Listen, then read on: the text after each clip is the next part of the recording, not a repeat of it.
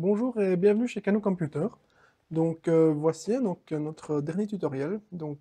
Si vous êtes arrivé jusqu'ici, ben, félicitations. Donc maintenant vous savez monter votre propre PC de A à Z.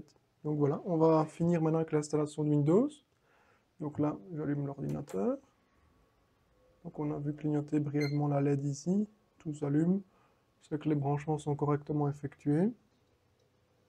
Donc voici, Asus. Donc là, plusieurs solutions, soit on appuie sur Delete, soit on appuie sur F2, soit on peut aussi appuyer sur F1 si vous met que le processeur a été installé récemment et qu'il faut vérifier les réglages. Enfin, tout ça pour qu'on arrive dans le BIOS. BIOS UEFI, donc maintenant tout se dirige à la souris, c'est beaucoup plus graphique. Enfin, voilà. Rapide coup d'œil, les températures, processeur, on regarde si ça ne s'emballe pas, si c'est pas dans le rouge, tout est bien connecté, ventilation est bonne. On a bien nos deux modules de mémoire d'installer, 2 x 4 Go, 1333 MHz, c'est normal puisque c'est de la 1333, donc ça ne montera pas plus haut. Au niveau des ventilateurs, CPU fan, comme je vous ai expliqué, où on a branché le ventirad. Châssis fan, donc la connexion supplémentaire pour le ventilateur arrière, pour en avoir plusieurs, ainsi on a plusieurs. Automatiquement, on les configure en mode silence, ça réduit un peu la vitesse de rotation, ce n'est pas négligeable. Voilà, ici on a des modes de performance prédéfinis. PC bureautique, on laisse ça tranquille sur mode normal. Si on passe en configuration gamer ou plus poussé ou quoi, on peut passer en Asus optimal.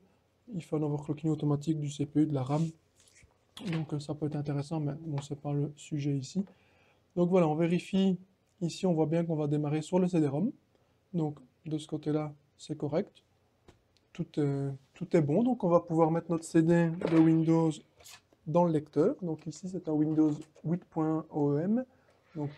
C'est la même version que vous pouvez avoir, sauf que OEM, c'est pour les intégrateurs de système. Mais il n'y a pas de changement dans le déroulement. Donc voilà, on a placé notre CD. Donc au-dessus à droite, on fait Exit. Et donc on choisit Save Change and Reset. On n'a rien modifié, mais bon voilà. Ou Discard Change and Exit, c'est pareil. On confirme. Donc là, l'ordinateur va redémarrer. Et normalement, il doit booter sur le CD.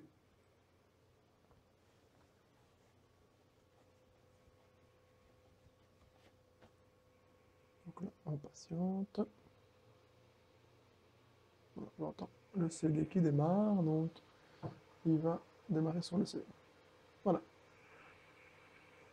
Donc là, il faut patienter. Il y en a pour 2-3 minutes, le temps qu'il arrive sur l'écran de configuration. Donc on va attendre plutôt que de faire une vidéo en accéléré. Je vais couper les parties. Donc on se retrouve sur l'écran juste après celui-ci. Voilà, donc nous voici sur l'écran d'installation après le chargement de Windows. Donc ça prend 2-3 minutes. Donc on a passé. Donc là, rien de compliqué. La langue installée, France et France, on n'a pas le choix. Au niveau format horaire et monétaire, ben là, on va quand même passer en français Belgique. C'est disponible. Pour le clavier, la méthode d'entrée, là, ben, on choisit le belge point. Voilà, on fait suivant. Là, on n'a pas le choix non plus. Installer Windows ou réparer, c'est un nouvel ordinateur, une installation propre. Donc on fait installer maintenant. Il va démarrer le programme d'installation, ça prend quelques secondes.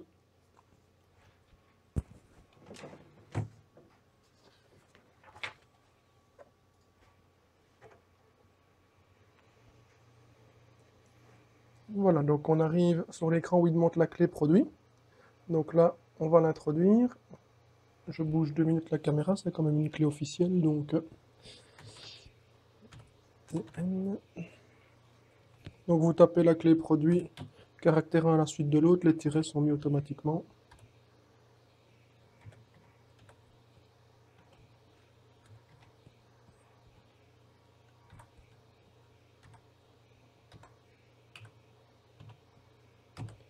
Voilà, une fois que vous l'avez introduit complètement, vous faites suivant.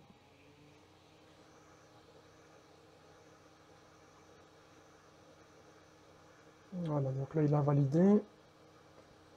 On arrive sur le contrat de licence. On peut accepter, vous faites suivant de nouveau. Là, deux options, mise à niveau ou personnalisée. Donc mise à niveau, c'est si vous venez dans notre ordinateur, dans notre système d'exploitation, vous voulez garder, conserver vos fichiers, paramètres, applications, etc. Personnalisé, c'est pour faire une installation propre. créer une nouvelle partition, nouveau système, formatage, etc. Là, c'est un peu à vous de voir, c'est un choix personnel. Personnellement, je conseille toujours de faire une installation propre, donc sauvegarder toutes vos photos, documents, etc. Choisir personnaliser, formater le disque et faire une installation de base. Donc voilà, ici, on a plusieurs partitions. Donc, il avait déjà créé des partitions automatiquement. Je vais les supprimer. Voilà, normalement, vous devez arriver sur cet écran-là. Donc, on voit, on a un disque ici, lecteur 0, espace non alloué, 55 Go 9. C'est un petit disque SSD 60 Go, donc on perd toujours un petit peu, c'est normal. Donc là, on va faire à nouveau. On n'a pas le choix. Donc là, vous choisissez la taille maximale de la partition. Vous faites appliquer. Il va vous dire que pour faire des tests, fonctionnalités, etc., il doit créer d'autres partitions. Vous faites OK, simplement. Voilà. Donc là, on a une partition réservée au système, avec laquelle on ne peut pas installer Windows, où il met ses fichiers réservés. Et donc, on a le lecteur 0, partition 2, où là, on va pouvoir installer le système. Donc, vous le sélectionnez, vous faites suivant. Il va commencer la copie des fichiers de Windows.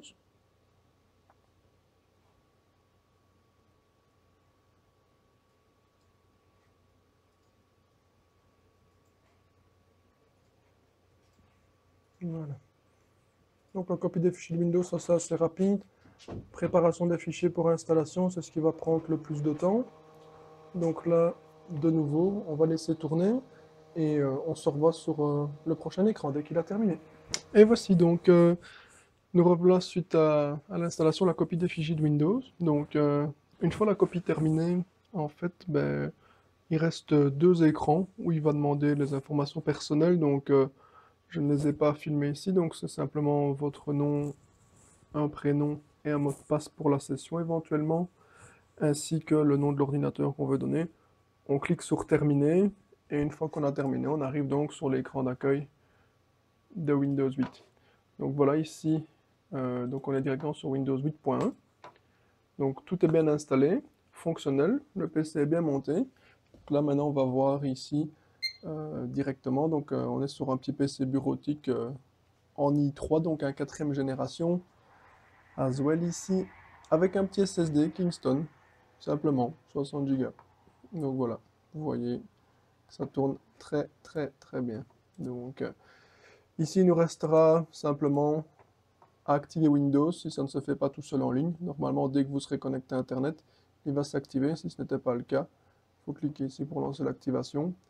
On voit bien donc hein, Windows 8.1, notre petit i3, 8 Go de RAM en 64 bits et donc notre petit disque SSD ici de 60 Go, donc qui en fait 55 une fois donc la partition principale créée.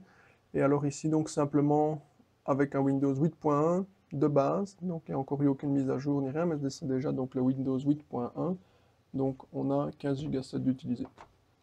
Voilà, donc c'est tout pour cette série de tutoriels.